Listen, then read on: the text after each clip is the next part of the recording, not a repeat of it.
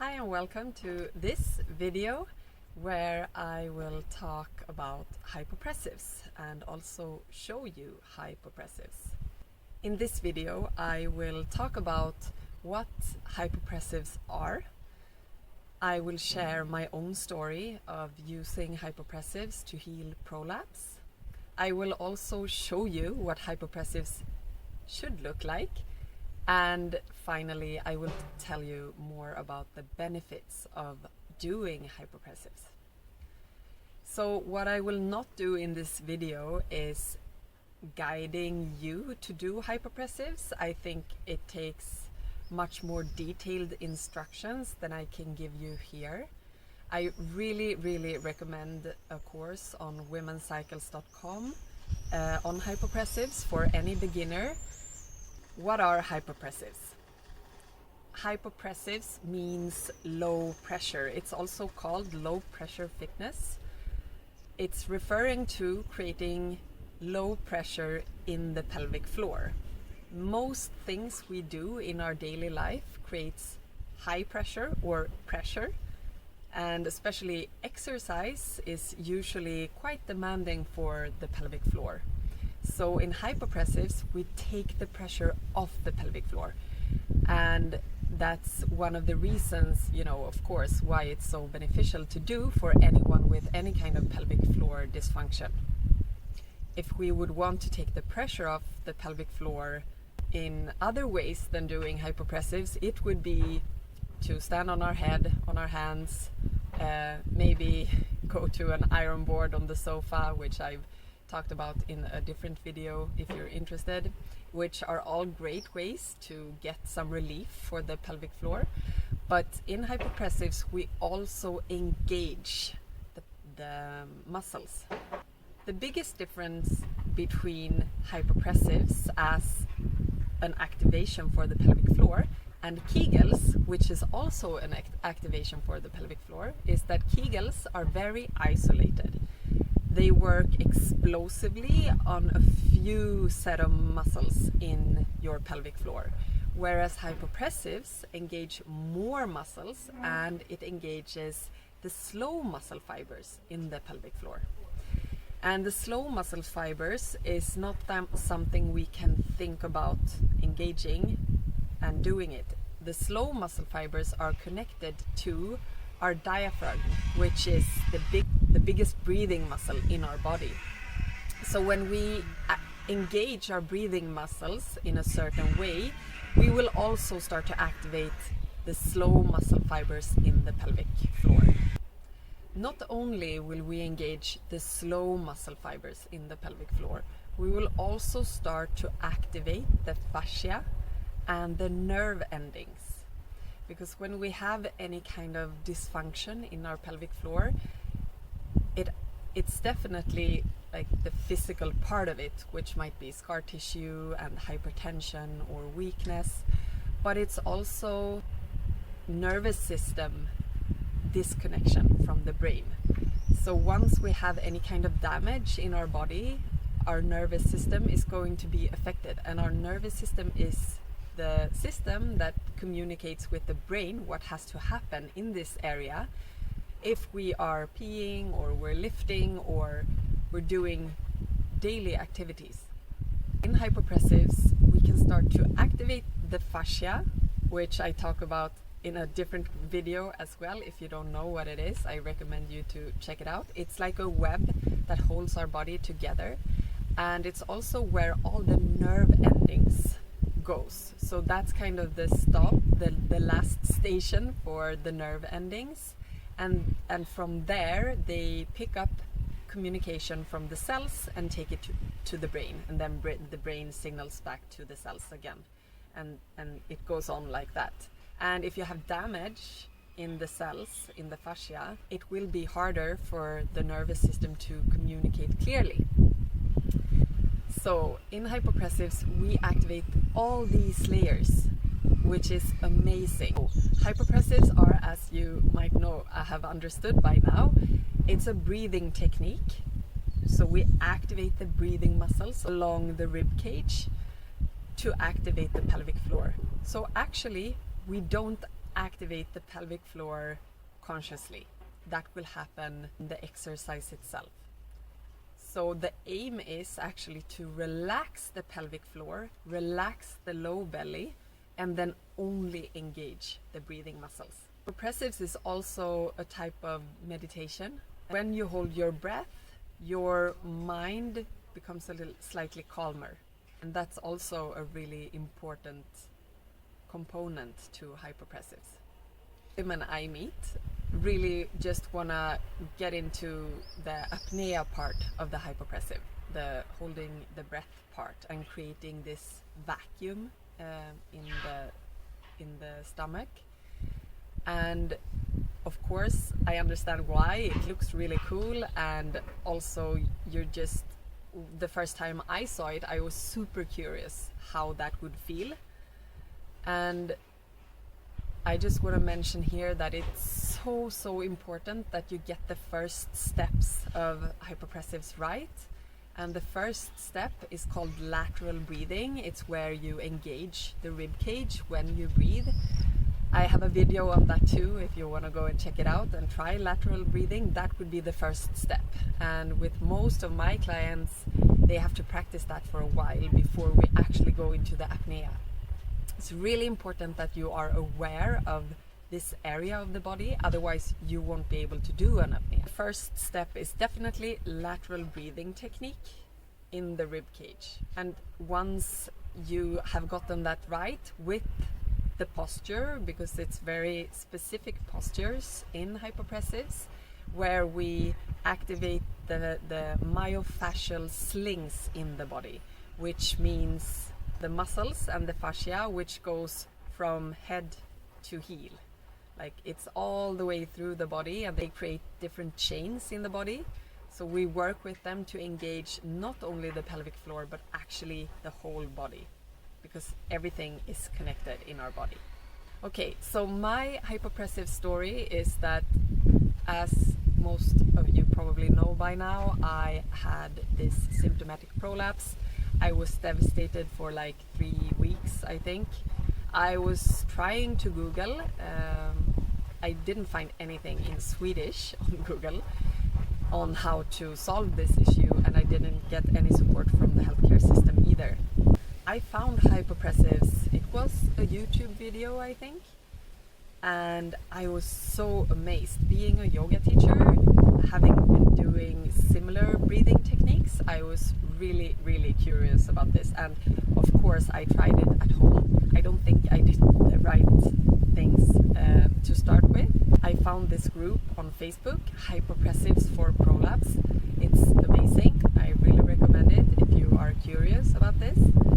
And in that group I found my teacher Abby. So just a few days after I found this group, I had my first session with her, and I felt a connection with my pelvic floor immediately. I don't think that's very common. It really depends on your body awareness and other things if you will feel that connection immediately. But I felt it, and it was so amazing.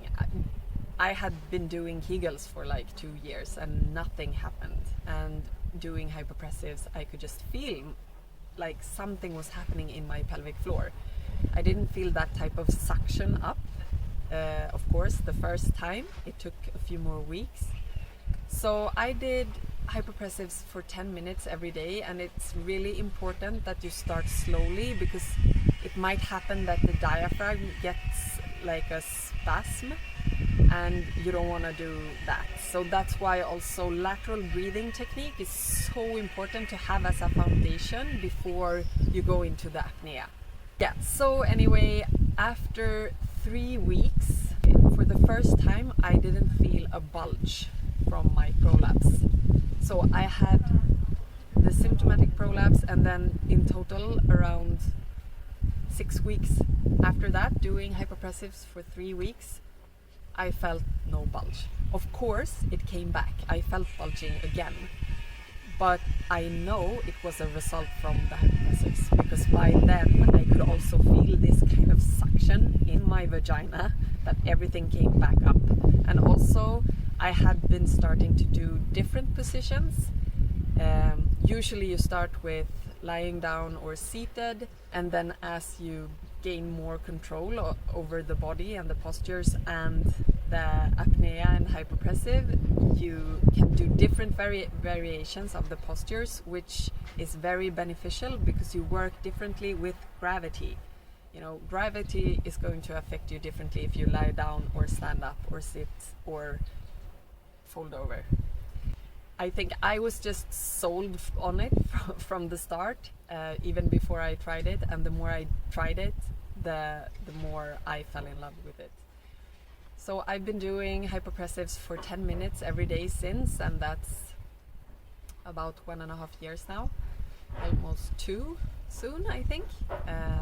I love it.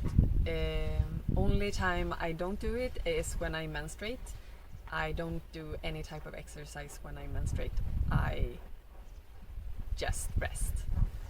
When I had done hypopressives for about 8 months, I decided that I want to be a trainer too, especially since there were no hypopressive trainer in Sweden at all. So I did that, and I started to have one-to-one sessions with women online because of COVID, and the results were just mind-blowing. Some women didn't keep up with it, so you need to practice 3 to 6 months to be sure what kind of result will it give you. But I always say, as an example, I think it's so inspiring. Abby has now done it for, I don't know, 8 years or something, and after 5 years she felt that her wideness of her vagina became less. So, you know, you can say 3 to 6 months, but it also depends what other healing methods are you adding on, and maybe the effect for you will come after a year. But we are so used to, you know, quick fixes, and rehab should be 3 to 6 months. So I would recommend all women to do this type of exercise. It's so beneficial, especially for women. So yeah, I became a trainer, and I've been loving that too. I felt a frustration that I couldn't help more, and that's one of the reasons we started Women's Cycles. So if you haven't checked that out, please go and check womenscycles.com. We are creating a companion for women's health. And of course, hypopressives is a part of that. Okay, so what does a hypopressive look like? To show you that, I want to go more in detail on lateral breathing. In the video I have here on my channel, I'm not really showing lateral breathing. I have a sweater on me, I'm more guiding. So now I just want to show you really what it looks like to engage your rib cage and diaphragm. So here is my rib cage, and this is the part we want to engage. I'm just going to show you when I breathe down into my belly. I know that many meditations and yoga might be about breathing into the belly, and nothing wrong with that, but when you have a weak pelvic floor, you don't want to put more pressure, and actually when you fill up the belly, it's going to create pressure down in the pelvic floor. So that's why lateral breathing and hypopressives are so beneficial if you're postpartum or if you have any pelvic floor dysfunction. So when I breathe into my belly, it looks like this.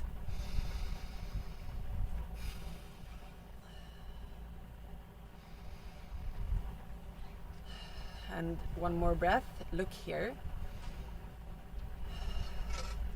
Nothing much is happening here. Everything is just kind of pushed down here. Sometimes, you think that maybe you breathe into the belly, but that's not what's happening. You fill up the lungs and you push the organs down, so they create this pressure down toward the pelvic floor. So now I will show you the lateral breathing technique, and this is where you engage this part. So I breathe in and out.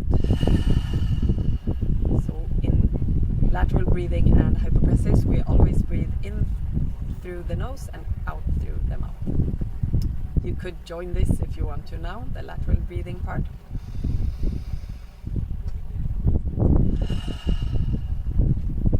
you can really see my rib cage expanding. So we want it to expand to the sides, to the front, to diagonally and back.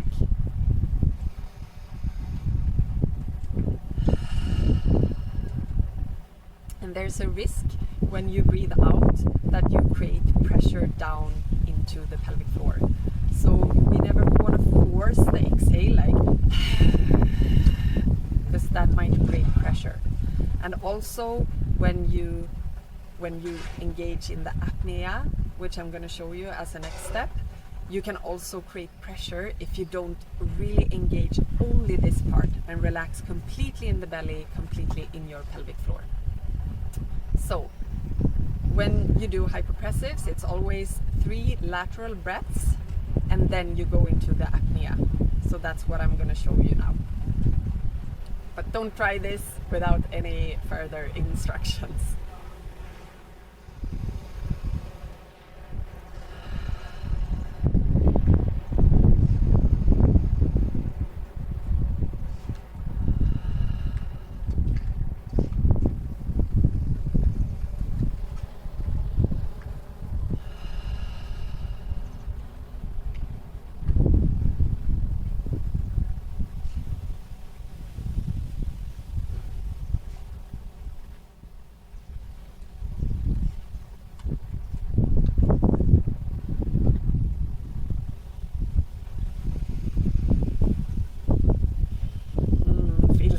Great. So now I showed you without any kind of posture. There's a lot to learn about the postures before even going into this, but I just wanted to show you because I think it's so amazing how these muscles can activate, and we've never been taught this type of practice. At least for me in the beginning, it was really inspiring to actually see what happens with the rib cage and with the stomach, and then also experiencing what happens to the pelvic floor. So there are 3 different series in hypopressives: level 1, 2 and 3, and all the positions on the different levels are becoming more and more advanced. I really recommend you to either find a trainer or take the online course on womencycles.com and try it yourself. So now I'm going to tell you about the benefits of hypopressives. There are so many benefits. So just from my clients, my own experience I think was amazing. After 3 weeks I didn't feel the bulge of my prolapse, which was probably a grade 3 at that stage. And then of course it came down again and I felt the bulge, and then it went up, and it has been a process, but that it gave me so much hope in the beginning that it disappeared for a little while. A client of mine, she had so much pain in her pelvic floor. I think she was about 6 months after giving birth, and she had so much pain she couldn't sit on the floor. And with a 6-month-old baby, that's where the babies spend their time. So she was really affected by this, and we started to work with only hypopressives, and she could sit on the floor 2 weeks after hypopressives. She had gone to physiotherapists, she had searched for help from gynecologists, nothing helped. She was in so much pain all the time, but then doing hypopressives for 2 weeks she could sit on the floor. I think that's amazing. Another one is, many women I have followed have actually healed. They have been doing other stuff as well. Most of the time, most women I have worked with have worked holistically. So it's not only hypopressives, but between 4 months to up to a year, I have had the feedback that they feel back to normal, and hypopressives has definitely been a method. Another benefit, I think it was so cool, was that one of my clients became 2 centimeters taller from doing hypopressives. And you don't only take the pressure out of the pelvic floor, it's actually out of the spine too, and that is going to affect the nervous system, because when you really engage the muscles instead of kind of hanging, which you do if you have a baby all the time, you've been pregnant, everything is so heavy. You really want to create this length from within. So posture is another great benefit. Also, sexual pleasure has been a really big one for many, and they have less pain and they feel more pleasure when they have sex. So hypopressives can help for coxodynia when you have pain in your tailbone.